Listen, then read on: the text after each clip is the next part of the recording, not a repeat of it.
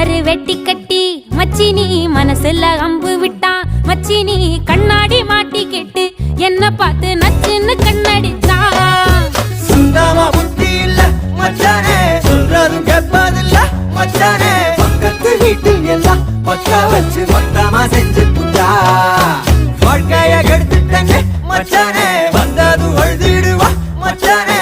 ஏதாச்சும் பேச போனா உன் தங்கச்சி எட்டித்தான் ஓடி போவா. சாவிங்க என்ன பகலிங்க என்ன, உன்னுள்ள வச்சேதான் காப்பானே உன்ன.